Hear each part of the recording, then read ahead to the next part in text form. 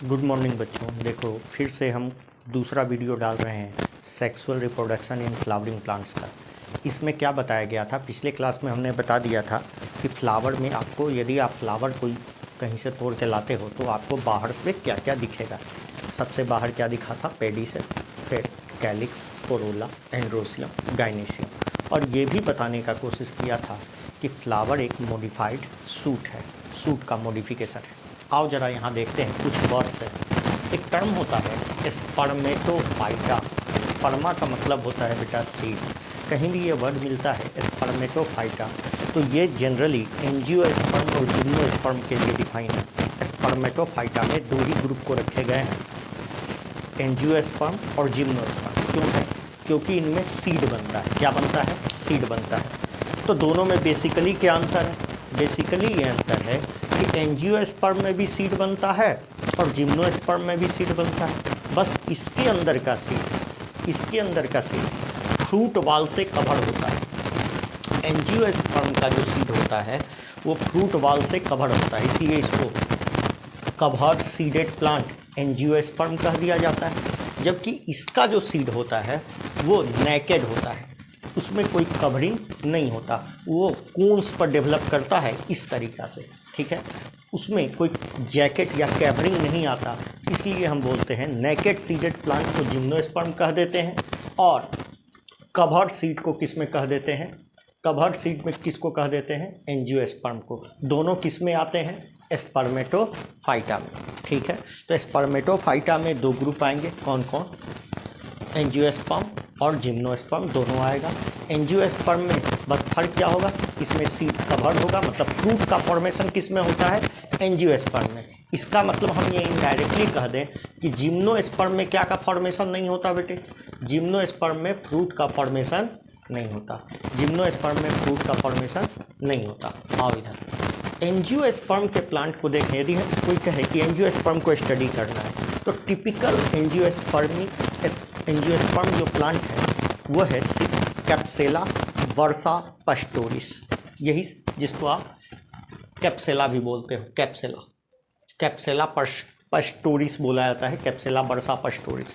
ये एक winter season में ग्रो करने वाला प्लांट है, छोटा सा प्लांट होता है बेटा, इसी का स्टडी करते हैं हम लोग। जनरली यदि एंजियोस्पर्म का स्टडी करने के लिए कहा जाए तो इसी प्लांट का स्टडी किया जाता है।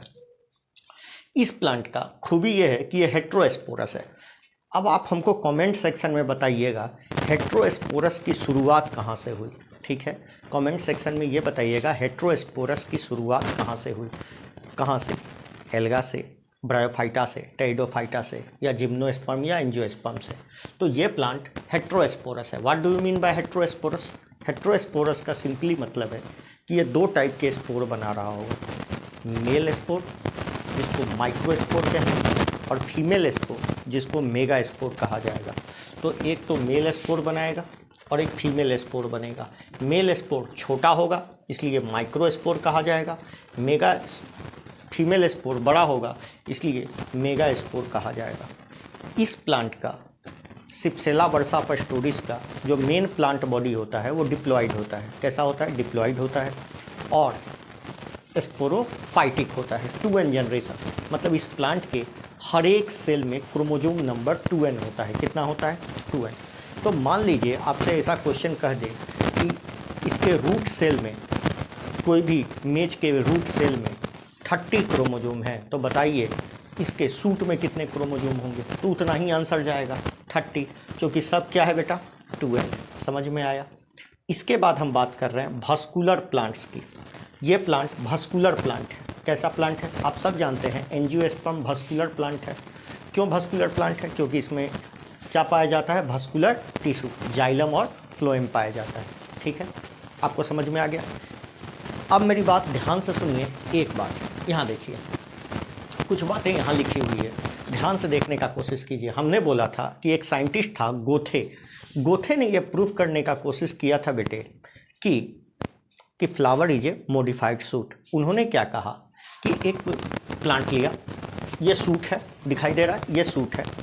सूट में ये क्या होगा बेटा? लीफ। और ये क्या होगा? स्टेम। कहोगे ये स्टेम क्यों है? ये स्टेम इसलिए है क्योंकि स्टेम में नोड्स और इंटरनोड्स पाए जाते हैं। ये बीच वाला पार्ट इंटरनोड्स कहलाता है और जहाँ से लीव निकलता है उसको नोड्स कहते हैं, ठीक है। तो ये इंटरनोड्स है और जहाँ से लीफ निकला हुआ है वो सब नोड्स है, ठीक है। अब देखिए एक्चुअली में सूट क्या है। ज़मीन से प्लांट का जो पार्ट ऊपर उगता है उसको सूट कहा जाता है और जो पार्ट ज़मीन के नीचे उगता है उसको रूट कहा जाता है। तो प्लांट का जो पार्ट ज़मीन के ऊपर उगा वो क्या है, सूट। तो ये सूट वाला पार्ट लिया और उसने कहा कि यदि हम इसको दबा दें, कंडेंस कर दें, क्या कर दें, कंडेंस कर दें, मतलब इनको दबा दें। यदि दबा देंगे तो ये नोड्स क्या होंगे, इंटरनोड्स पास आ जाएंगे, काफ़ी पास आ जाएंगे और वही यहाँ पर दिखते हैं। देखो यहाँ पर एक्चुअली में ये जो नोड्स होते हैं ये जितने भी कैलिक्स, कोरोला, एंड्रोसियम और गाइनेसियम है ये सब नोड्स से ही निकले हुए हैं। कहाँ से निकले हुए हैं, नोड्स से। और चूंकि ये नेकेड आई से दिखते नहीं हैं क्योंकि इनके इंटरनोड बहुत ज़्यादा सिकुड़ गए हैं, इतना सिकुड़ गए हैं कि ये नेकेड आई से दिखते नहीं हैं। और ये जो कैलिक्स, कोरोला, एंड्रोसियम और गाइनेसियम है ये एक्चुअली में जो लीफ है ना, ये लीफ का ही मॉडिफिकेशन है।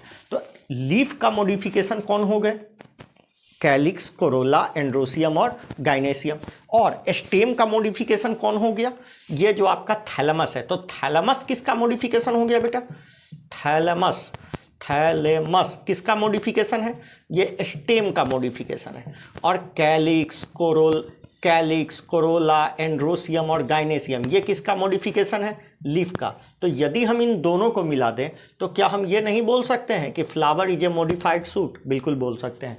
तो flower is a modified suit ये गोथे ने प्रूव कर दिया, ठीक है। तो कहोगे इसका नेचर में प्रमाण कहाँ दिखता है, बहुत जगह दिखता है। जैसे एक प्लांट है बेटा साइलेन का, ठीक है। उसमें क्या होता है, कैलिक्स और कोरोला के बीच अच्छा खासा गैप देखने को मिलता है, जिसको एंथ्रोफोर कहते हैं।